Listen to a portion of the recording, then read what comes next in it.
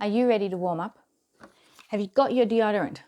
You won't, well, you might need it, especially if you're into double digits, but you don't need it for writing. I'm Penny Reeve, and we're doing writing warm-ups for kids.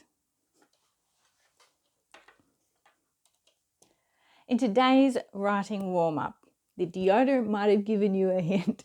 We're going to be talking about smelly writing. Now, I don't mean all those disgusting things, although they might come in handy at some point in your writing career. But what I mean is putting your senses to work in your writing.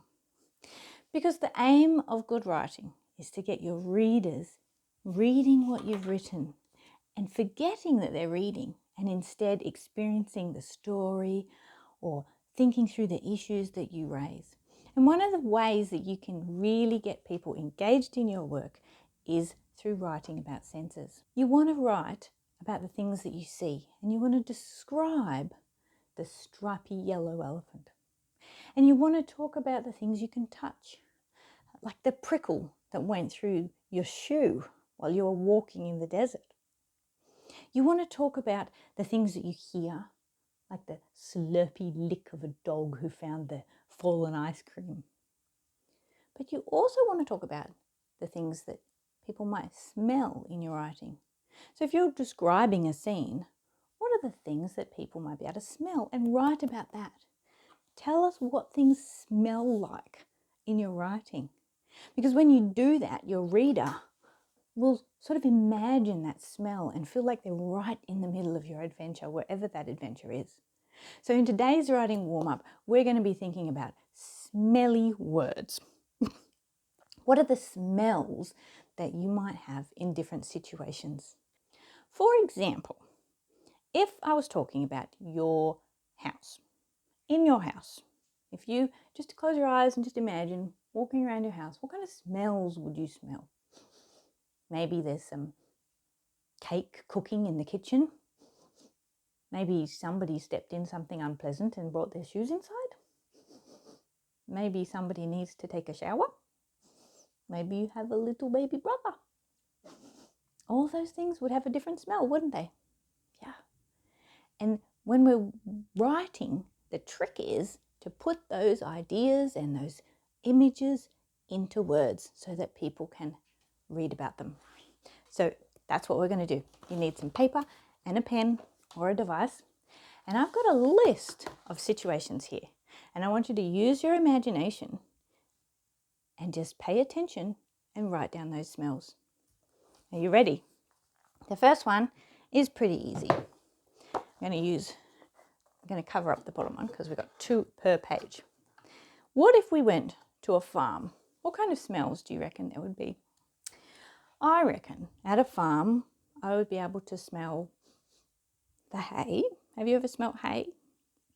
Hay, I'd be able to smell, maybe there might be sheep. Wool has a particular kind of smell if you've been to a shearing shed.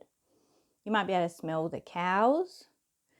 You might be able to smell the pig food, the chickens, the chicken droppings. If you go to a farm that grows fruit and vegetables, you might be able to smell those vegetables or the flowers on the trees or in the fields. Can you see how there's lots of smells that could be at a farm? And if you were writing a story set in a farm, if you put in a couple of those smells into your writing, your reader's going to be able to imagine it much more richly. The next one we're going to do together. I'll do on my paper and you can do on your paper. We're going to imagine what are the smells we could smell in a restaurant. What about if you were the chef in the restaurant? What kind of smells? I'm going to give you 30 seconds on my timer, and we're going to write down as many smells as we can that we might smell if we were a chef. The chef is the person who does all the cooking and bosses around all the cooks. Ready, set, go. 30 seconds. Smells in a restaurant.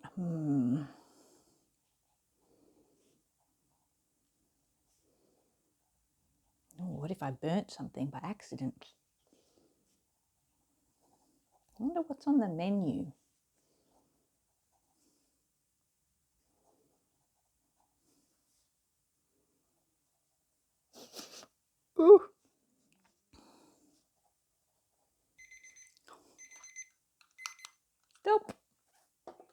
What did you write down? What kind of smells? I wonder what kind of restaurant you were in. In my restaurant, there was a strong smell of garlic and onion. There was some fish, and I did drop something and it burnt. There were some spices and some butter, melted butter. Let's do another one. What about if a brand new puppy came to stay?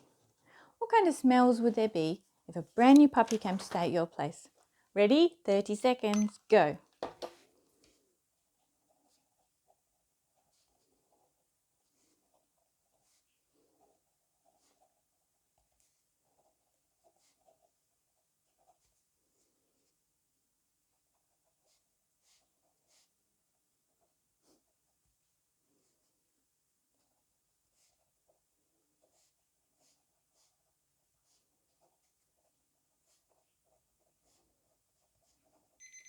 Stop.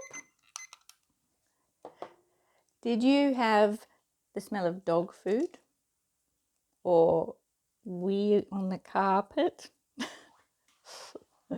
Let's do another one. What about at a football match? Write a list of smells you would smell at a football match. Ready, go.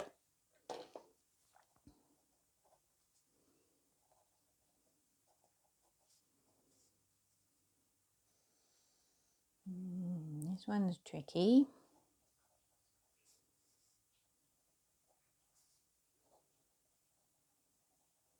Maybe there's fireworks. What do fireworks smell like?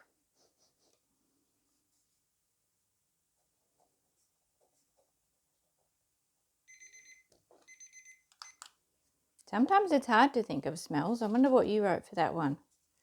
I wrote the smell of hot chips. If I ever go to the football with my son, we sometimes get hot chips and tomato sauce. Shall we do another one? One last one to warm up our writing brain around smells.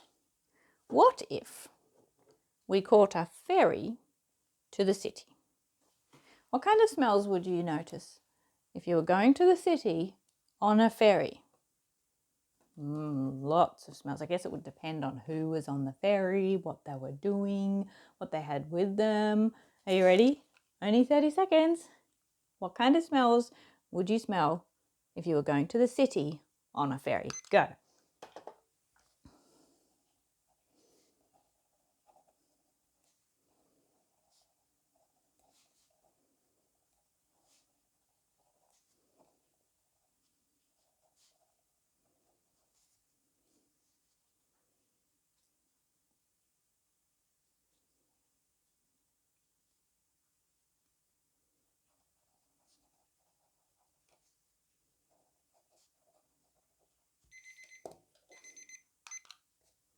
I wonder if you had some of the same things that I wrote down. I reckon if I was going to the city on a ferry, I would smell maybe somebody's perfume. Did you have that? I'd smell that fishy kind of seawater smell that you get near the docks. Maybe I'd smell the smoke or the diesel. Hot chips. Maybe I'm hungry. It could even be a smell of vomit, which wouldn't be very nice, but it's a smell. And the fresh sea breeze. Did you have any of the same as me? Some different ones? So next time you're writing, I hope you can add a smell or two to your writing now that we've warmed up that part of our writing brain. And that will just make your writing even that much richer for your reader to read. Until next time, I hope you have some happy writing. And don't forget, deodorant can still be a useful thing.